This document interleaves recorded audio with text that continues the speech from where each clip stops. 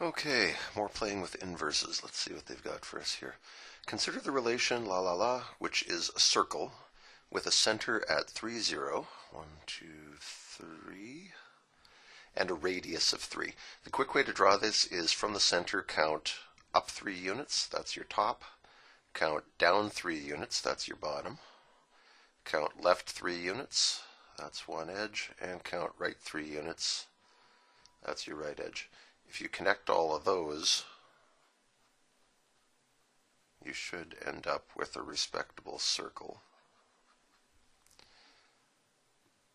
So, describe how to use the graph of this relation to draw the graph of its inverse. Well, you remember that points get reversed or transposed when you're going to the inverse. So, for example, this point on the far right, which is 6, 0, would translate to the point 0, 6. The inverse would have to go through there.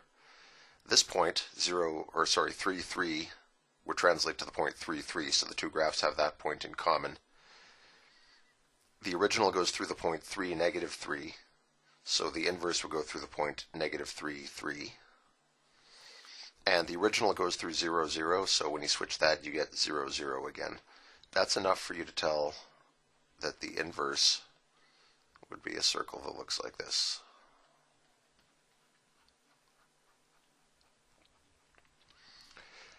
We're used to inverses being reflections across the line y equals x. We've seen that behavior before, and we'll keep seeing it. It happens every time. So the fact that these two circles kind of interlock at 0, 0 and 3, 3 is not too surprising. Functions and their inverses always have points like that in common. Sketch the graph of the relation and its inverse on the grid. Did that already. Determine, well, so everywhere there used to be an x in the expression, you'd put a y instead. Everywhere there used to be a y in the equation, put x instead. And in part D, they say, okay, now actually do that. So where there used to be x minus 3, there we are, plus where there used to be y squared, there we are, and it equals 9. Now, the standard layout for this has the x's first, so if we just switch that around to attain alphabetical order, here's a slightly better way for it to look. So this represents an equation of a circle, still, with a radius of 3, the square root of 9, and its center at 0, 3. And if you look at our red graph, you can see that, yeah, this thing is centered on 0, 3, so the equation works. In part E, they ask, write the equation of the inverse by solving for y and verify the sketch. Solving this for y, oh, okay, if they want this to be plugged into a graphing calculator, it has to read y equals something. So if we had to solve this equation here for y, it would go like this.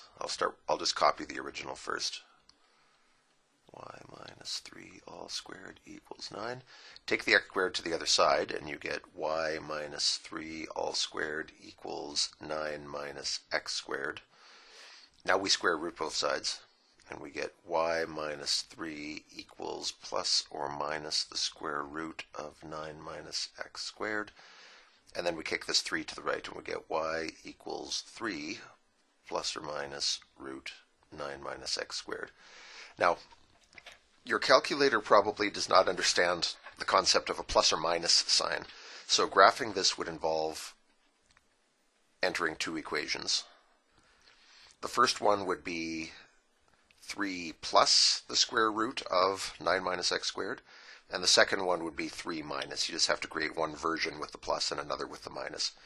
And if you graph those, this should produce the top half of the red circle, and y2 should produce its bottom half, so sure enough you'll get a circle which is the inverse of the original one. And finally, state the domain and range of the original and of the inverse, and then we'll see if that agrees with what we expect. Coming back to our original graph here, I'm going to use this space that was supposed to be for part C to do the domain, just so I don't have to scroll over and over. For the domain of the blue circle, it starts at 0, and it goes through 1, 2, 3, 4, 5, all the way up to 6. So we get x's between 0 and 6. And for range, we get from -3 up to +3.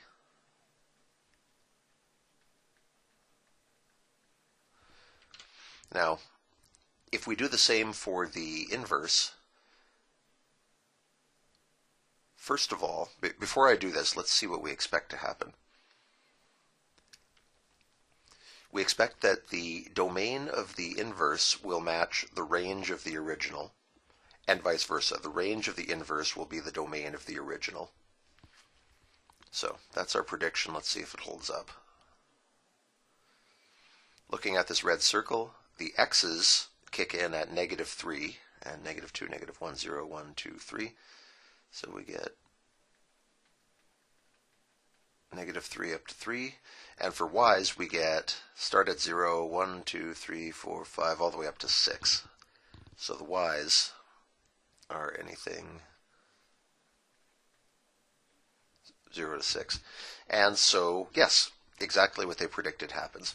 When you do the inverse of a function, not only do x and y trade places in the equation, they also trade places in the domain and range. So this used to be x is between 0 and 6. That becomes y is between 0 and 6. The original range was y is between -3 and 3.